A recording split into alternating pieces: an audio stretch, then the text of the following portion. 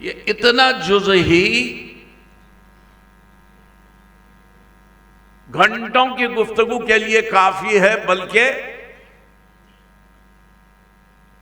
وقت کی بساط تنگ دامانی کا شکوہ کرتی ہے جب ہم صرف اسم محمد پر گفتگو کرتے ہیں۔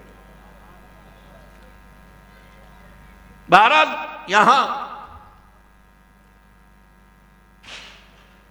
آقا کریم کے نام نامی کے ساتھ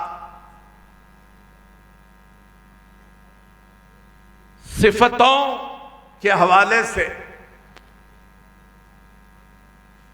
تلمیحات کا اعتبار رکھتے ہوئے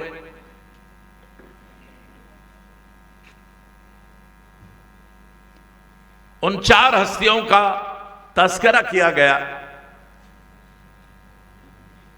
ابو بکر و عمر عثمان و حیدر، ہر ایک نایاب گل باغ نبی کا، ہر ایک نایاب گل باغ نبی کا لگایا جب کبھی نعرہ علی کا، بدلتا پایا نقشہ زندگی کا۔ ابو بکر و عمر عثمان و حیدر، ہر ایک نایاب گل باغ نبی کا۔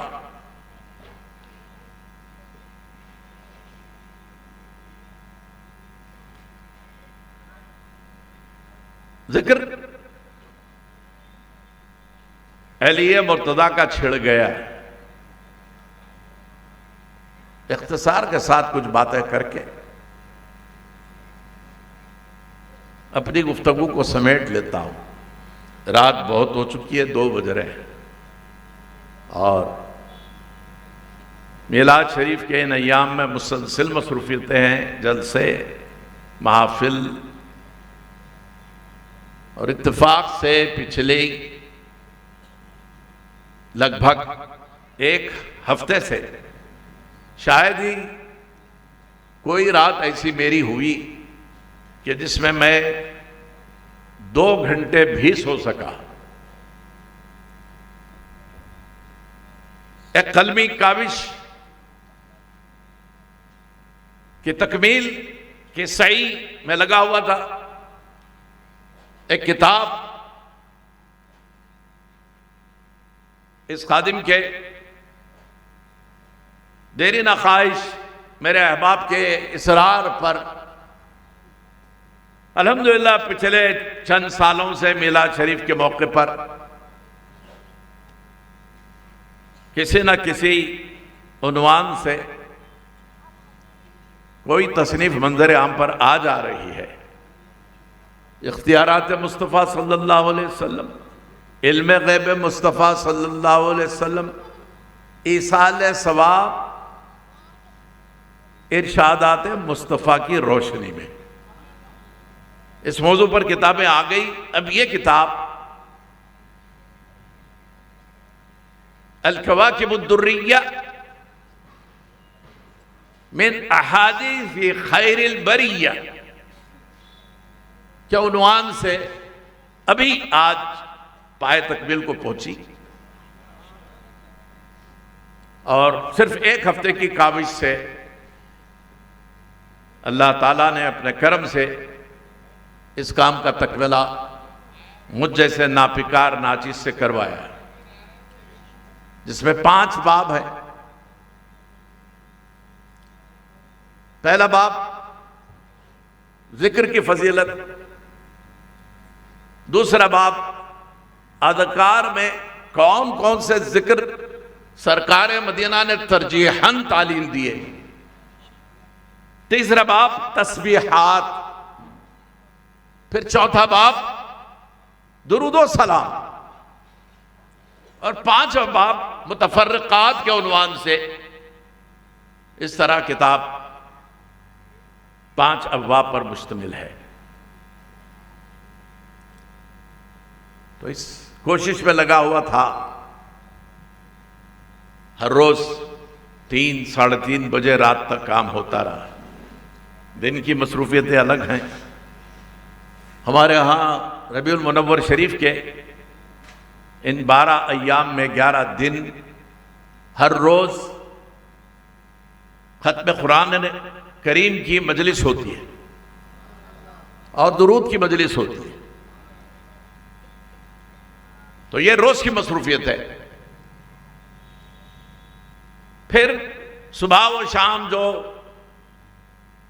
ہمارے بزرگوں کی قائم کردہ ریت کے مطابق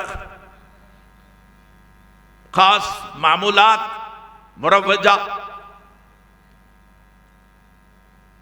ان کا سلسلہ الحمدللہ لگ بھگ 150 سال سے بلا ناغہ جاری ہے.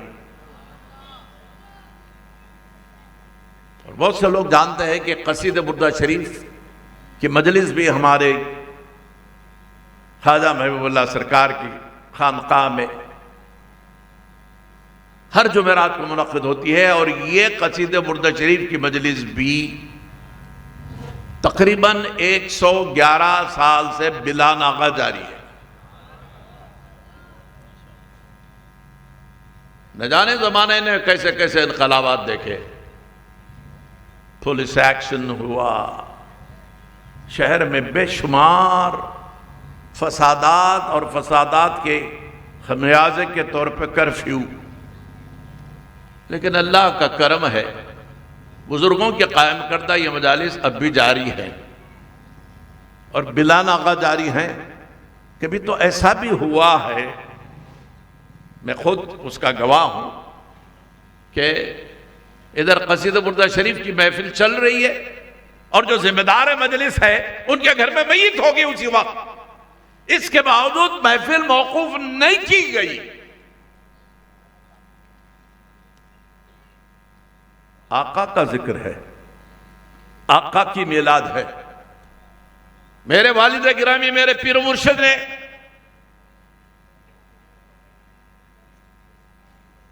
انتیس سفر کی رات اس دار فانی سے کوچ فرمایا. رات 9:05 کا وقت تھا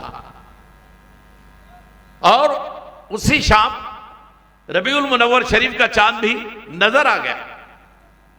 تو انتقال سے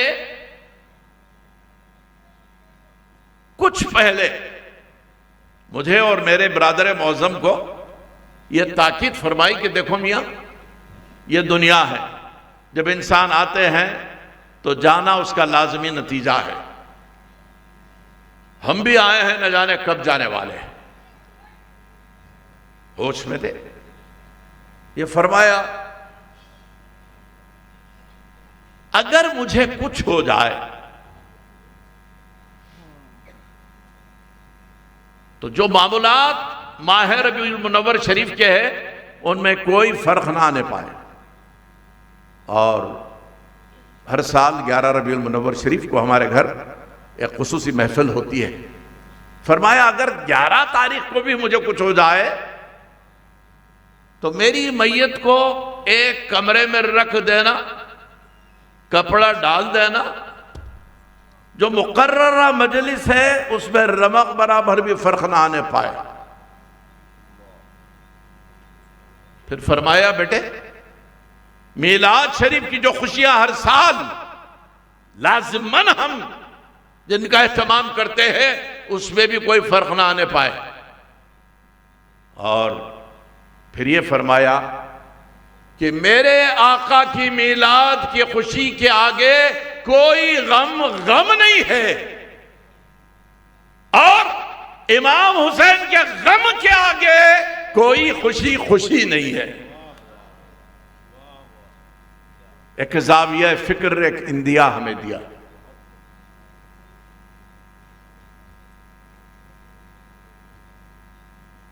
آج مختلف قسم کے سوالات اٹھتے ہیں غم حسین پر. یہ موقع نہیں ہے کہ میں اس سے متعلق کچھ گفتگو کروں. جو عنوان چھڑ گیا ہے اس پہ کچھ دیر آپ سے گفتگو کر لیتا ہوں.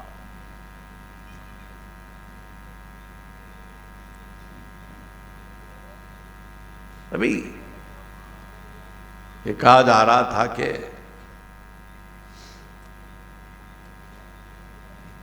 جنتیوں کی جنت میں رسائی بھی علی کی محبت سے ہوگی.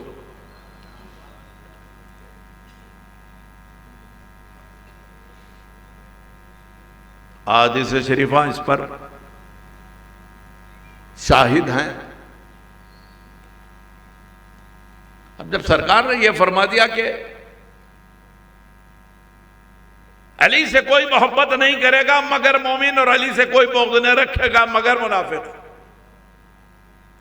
تو صاف مطلب ہوا کہ علی کو چاہنے والا مومن ہے اور علی سے بغض و عداوت رکھنے والا منافق ہے. اسی لیے صحابہ نے کہا کہ ہمارے لیے یہ زاویہ پرکھنے کا بڑا آسان تھا کہ ہم آسانی سے پہچان لیتے تھے کہ کون مومن ہے اور کون منافق ہے. کسی کو پرکھنا ہوتا تو اس کے سامنے علی کا ذکر کر کے دیکھ لیتے تھے.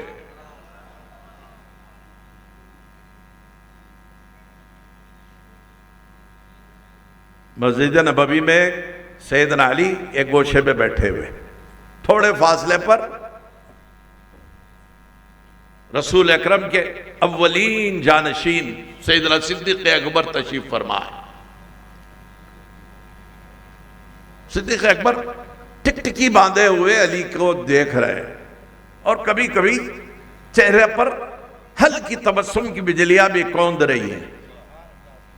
علی مرتضیٰ یہ منظر بھی دیکھ رہے ہیں کوری نگاہوں سے کہ صدیق مجھے ہی دیکھ رہے ہیں، اور صرف دیکھ ہی نہیں رہے ہیں بلکہ تبسم بھی کر رہے ہیں. کچھ دیر خاموش رہے، اس کے بعد اپنی نشست سے اٹھے، سیدنا صدیق اکبر کے پاس پہنچے، سلام کلام ہوا. اس کے بعد کہا صدیق آج کچھ خاص بات ہے یا مجھ میں کہیں کوئی سقم ہے، کوئی کمی ہے، کہیں کوئی ایسی چیز ہے کہ آپ مسلسل نہ صرف مجھے دیکھ رہے ہیں بلکہ ہنس بھی رہے ہیں. صدیق اکبر نے کہا کہ علی یہ مسلسل آپ کی طرف نظر اور یہ تبسم تضحیق کا نہیں ہے، تحقیر کا نہیں ہے، بلکہ محبت کا ہے. کہا مجھے آقا کی حدیث یاد آ رہی ہے کہ سرکار نے یہ ارشاد فرمایا النظر الى وجہ علی عبادت، علی کا چہرہ دیکھنا عبادت ہے. کعبے کو دیکھنا عبادت ہے تو مولود کعبہ کو بھی دیکھنا عبادت ہے. سبحان اللہ سبحان اللہ سبحان اللہ. کہا میں تو مصروف عبادت ہوں علی تمہیں دیکھ کر رسول اللہ کے اس فرمان کا لطف اٹھا رہا اور اسی وجہ سے خوشی سے مسکرا رہا ہوں. مولا کائنات کچھ دیر توقف فرما کے پھر کہنے لگے صدیق ایک بات تو آپ نے سنا دی، آپ کی زبان سے سن رہا ہوں، من ہی من میں انبساط کے جھروکے چل رہے. صدیق اکبر نے کہا کہ علی صرف یہی نہیں ہے، مجھے اپنے آقا کی وہ حدیث بھی یاد ہے کہ کل روز محشر جنتیوں میں نامہ اعمال کی تقسیم علی کرنے والے ہیں. سبحان اللہ سبحان اللہ. جنتیوں کے سیدھے ہاتھ میں نامہ اعمال دینے کی ذمہ داری علی کو دی جائے گی، یہ علی کی ڈیوٹی ہوگی. تو معلوم ہوا کہ علی جنتیوں کو پہچانتے ہیں، تبھی تو یہ ڈیوٹی دی جائے گی. علی مرتضیٰ نے کہا کہ صدیق ابھی بات آپ نے پوری نہیں کی ہے، اس کے آگے کی بھی تو بات کہہ دیجئے نا. کہا علی جو مجھے کہنا تھا میں نے کہہ دیا. علی نے کہا کہ صدیق مجھے بھی تو کچھ کہنا ہے. کہا کیا کہو گے؟ علی نے کہا کہ جہاں آقا نے یہ ارشاد فرمایا کہ علی جنتیوں میں نامہ اعمال تمہیں تقسیم کرنا ہے، وہی میرے آقا کا یہ بھی ارشاد ہے علی یہ نامہ اعمال ان لوگوں کے ہاتھوں میں نہیں دینا جن کے دلوں میں